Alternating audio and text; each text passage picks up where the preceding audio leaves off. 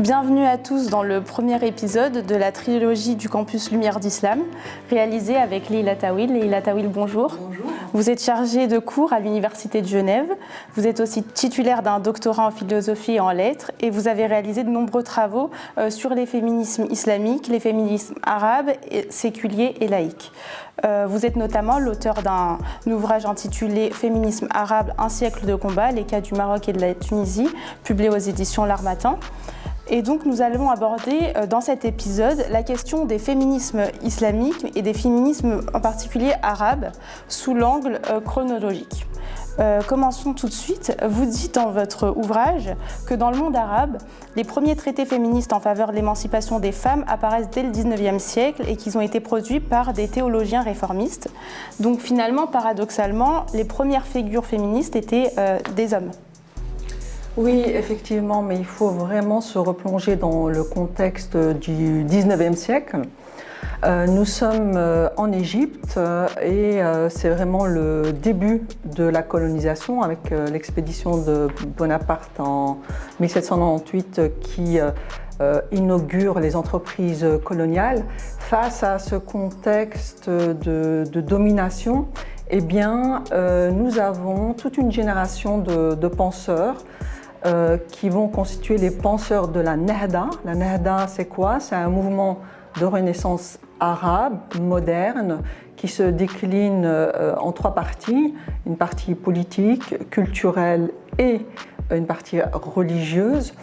Alors, dans ce contexte de colonisation, eh bien, ces penseurs vont réfléchir à comment moderniser la société et ils vont mener une réflexion en se disant que si nous sommes dans un état de domination, c'est parce que la société est traversée par la réclusion de la moitié de la société, à savoir les femmes, qui sont vouées à l'enfermement et à l'ignorance et ne participent donc pas à l'essor de la société. Et donc effectivement, depuis des siècles, les femmes connaissent une réclusion sévère, surtout les femmes des milieux urbains, des classes aisées, des classes moyennes, pas les femmes des classes populaires et des milieux ruraux. Elles n'ont pas accès aux fonctions sociales, politiques et à l'éducation. Et les religieux participent grandement à cette assignation des femmes à l'espace privé parce qu'on associe le corps des femmes à une source de désordre social, le fitna, et donc d'où son enfermement et son voilement intégral. Ce qui explique donc cet état de fait que les premiers défenseurs des droits des femmes, ce sont des hommes parce que les femmes n'ont pas accès à l'éducation. Et la figure phare qui inaugure ce mouvement, c'est Rifat Tahtawi. Rifat Tahtawi qui va être à l'origine justement du réformisme musulman. Qu'est-ce que le réformisme musulman libéral, l'islam? Eh bien, c'est la possibilité de allier l'islam à la modernité. Et donc, en l'occurrence, en ce qui concerne les femmes, il va écrire un ouvrage en 1872 qui s'appelle « Le guide honnête de l'éducation des filles et des garçons » et qui est un plaidoyer pour l'accès égal à l'enseignement des jeunes filles et des jeunes garçons face aux résistances des conservateurs des milieux de l'Azhar. Il faut savoir que c'est un théologien, un réformiste qui sort de l'Azhar. Eh bien, il va leur opposer un argument de nature religieuse en disant la loi islamique ne s'oppose pas à l'instruction des femmes puisque les femmes du prophète étaient instruites comme Aïcha et Hafsa.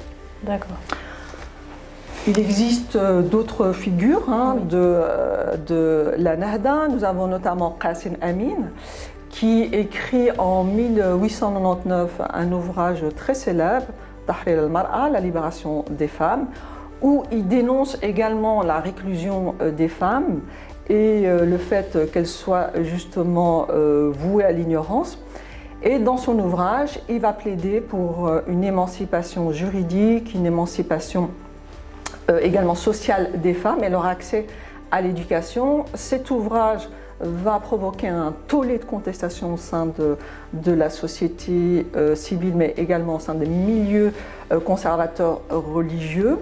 Et ça va créer un véritable débat de société, mais Qasim Amin va défendre l'idée que pour qu'il y ait effectivement la création d'une société nouvelle et moderne, eh bien, elle est conditionnée par l'émancipation des femmes, parce que le postulat partagé par tous ces penseurs, c'est pas d'émancipation de la société sans l'émancipation de sa moitié, à savoir les femmes. Si on peut terminer avec une grande figure de ce réformisme musulman qui est Taha Hadad. Taha Hadad est lui un théologien plutôt tunisien. Il a écrit en 1930 un ouvrage très important, Notre femme, la législation et la société, où il va défendre également l'émancipation juridique et sociale des femmes. Ce qui est très intéressant avec lui, c'est qu'il va développer tout un argumentaire de nature religieuse en faveur de l'égalité des sexes, en disant que l'islam est une religion réaliste qui s'adapte aux évolutions sociétales, et il va considérer que pour que l'islam s'adapte aux évolutions sociétale, eh bien, il faut réaliser une lecture dynamique qui distingue deux niveaux, au niveau du corpus coranique, à savoir ce qu'il appelle lui les vérités éternelles, comme la croyance en l'unicité de Dieu, la justice, et ce qui relève des lois muables, changeables, comme les relations sociales et comment a été reçu l'ouvrage? Oui, eh bien, justement, cet ouvrage a été très mal reçu parce qu'il dit précisément que tout ce qui touche au statut des femmes dans le Coran fait partie de ces lois muables, à savoir l'autorité maritale, la polygamie, l'inégalité successorale. Et il va avancer une idée subversive en disant que si la loi islamique a aboli l'esclavage qui est présent dans le Coran, eh bien, elle doit pouvoir faire la même chose en instaurant une égalité entre les femmes et les hommes dans les pratiques sociales et devant la loi. Et donc, il va prôner l'abolition de la polygamie, l'abolition de la répudiation, l'égalité successorale qui n'est toujours pas acquise à l'heure d'aujourd'hui. En Tunisie, l'abandon du voile. Et quand sort ce livre, eh bien, ça va avoir l'effet d'une bombe, surtout au milieu de la Zaytouna. Il y aura une politique de dénigrement, mais il n'en demeure pas moins que cette œuvre va avoir un impact historique sur le statut des femmes en Tunisie, parce que lorsque Bourguiba arrive au pouvoir en 1956, lorsqu'il y a la promulgation du Code du statut personnel, eh bien, il va se fonder sur son œuvre pour abolir la polygamie et la répudiation. Oui. Notamment. Et la Tunisie va devenir un exemple à suivre pour les autres. D'accord, merci. Est-ce que vous pouvez nous parler d'une figure avant-gardiste féminine maintenant, peut-être, Houda Shahraoui? Oui, tout à fait. Alors, le contexte de la Nahda est favorable à l'émergence des mouvements féministes. Les mouvements féministes se distinguent des traités avant-gardistes féministes des hommes, qui sont des écrits. Les mouvements féministes se définissent par une revendication collective et politique de l'égalité des sexes. Et là, en l'occurrence, nous avons cette grande figure qui est Houda Shahraoui, qui crée en 1923 l'Union féministe égyptienne, qui va vraiment s'engager pour l'émancipation des femmes, leur accès à l'éducation, leur accès aux fonctions publiques, les droits de vote pour les femmes. C'est un féminisme arabe qui a une vocation pan-arabe, mais également universaliste, puisque Houda Shahraoui va participer également à des congrès internationaux et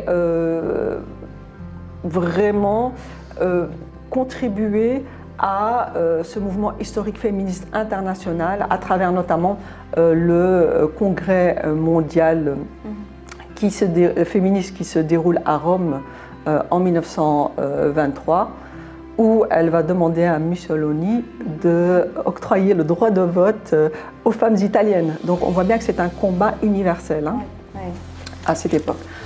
Houda Sha'rawi va également faire un acte subversif au retour de ce congrès. Elle, qui porte ce voile social statutaire, eh bien, elle va se dévoiler publiquement et ça va provoquer un dévoilement progressif de la société égyptienne, mais également des autres sociétés, parce que l'ensemble des féministes se débarrassent de leur voile dans leur engagement social et féministe. Merci.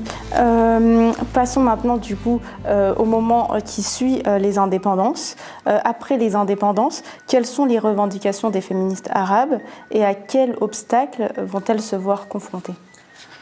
Alors, au moment des indépendances, nous sommes face à des gouvernements autoritaires qui vont instaurer une modernisation, mais sans démocratisation.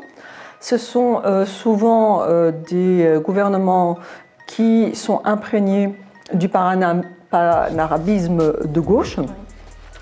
Et la question des femmes, le statut des femmes, sera inscrit dans un paradoxe, à savoir il y a une égalité citoyenne entre les hommes et les femmes qui est inscrite dans les constitutions, mais en parallèle, il y a une inégalité sacralisée qui est adoptée à travers les codes du statut personnel et les codes de la famille qui sont issus de la charia et qui vont légitimer une infériorité juridique à travers la tutelle matrimoniale, l'inégalité successorale, etc.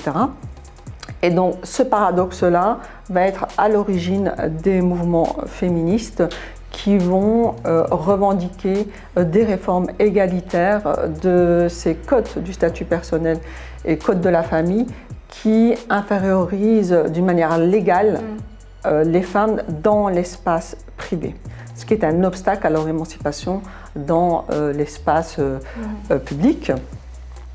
Si par exemple on prend le cas du Maroc, eh bien, nous avons en 1957 l'adoption d'un code du statut personnel qui respecte le rite malikite et qui reconduit le statut juridique chariatique qui infériorise les femmes. Et à ce moment-là, nous avons déjà Malika El-Fassi qui dénonce le caractère foncièrement patriarcal de ce code du statut personnel. Et paradoxalement, en 1962, eh bien, nous avons une constitution qui instaure une égalité des citoyens et des citoyennes sans reviser le code du statut personnel. Donc, si on reste dans le cas du Maroc, on peut voir que le féminisme marocain est issu de la gauche politique. Et par exemple, les femmes parlementaires vont demander en 1975 une révision égalitaire de ce code du statut personnel, mais il va être rejeté par leur père masculin qui considère que la question des femmes est une question qui divise et qui n'est pas prioritaire. Alors, face à cette tutelle politique, les féministes marocaines vont s'émanciper de cette tutelle politique pour s'investir au sein de larges mouvements associatifs. Et par exemple, nous avons au Maroc l'Association démocratique des femmes du Maroc en 1985, l'Union de l'action féminine qui est créée en 1987. Nous avons une grande féministe, Latifa Jebebdi, qui va lancer le 7 mars 1992 une pétition, 1 million de signatures pour une réforme égalitaire du statut personnel. Et donc, on va voir que vraiment la société civile est traversée par ces mouvements féministes qui, dans un contexte travaillé par le panarabisme, par les idées de gauche, vont, dans leurs revendications féministes, et exclusivement revendiqué leurs droits en se fondant sur le référentiel universel des droits humains et les conventions internationales contre l'élimination de toutes les discriminations à l'égard des femmes. Mais à partir des années 80, nous sommes face à un changement paradigmatique islamiste qui s'observe au Maroc, au Maghreb et dans l'ensemble du monde arabe et musulman. Et là, d'une manière stratégique, certaines féministes vont également instrumentaliser le religieux en adoptant les thèses réformistes égalitaires pour justifier une demande d'égalité au niveau notamment du code du statut personnel. D'accord, merci. Et on arrive à la troisième période, celle après les printemps arabes qui ont débuté en Tunisie en 2010. Est-ce que vous pourriez revenir sur l'exemple de la Tunisie, parce qu'elle est parvenue à une avancée sans précédent pour l'égalité entre les hommes et les femmes, et quelles ont été en fait les étapes avant que l'Assemblée nationale constituante adopte la nouvelle constitution en 2014 ? Alors effectivement, la Tunisie, c'est là où tout commence, hein. C'est à partir de décembre 2010 où on a ces révoltes sociales qui aboutissent à ce qu'on appelle le printemps arabe. Alors, malgré la crise sans précédent actuelle que vit la Tunisie au niveau économique, social et politique, le printemps arabe demeure une véritable révolution parce que elle a un impact notamment sur la libération de la parole et la fin en la croyance en l'immuabilité des gouvernements en place. Les mouvements féministes et les femmes participent grandement à ce processus de démocratisation des printemps arabes, mais l'arrivée au pouvoir du parti de la Nahda au lendemain des élections libres vont faire craindre aux femmes une perte de leur acquis, et ce à juste titre parce que les islamistes vont remettre en question le code du statut personnel et la CEDAW, la Convention pour l'élimination de toutes les discriminations à l'égard des femmes, en considérant qu'ils ne sont pas conformes à l'islamité qui est inscrite dans la Constitution, l'islam comme religion d'État.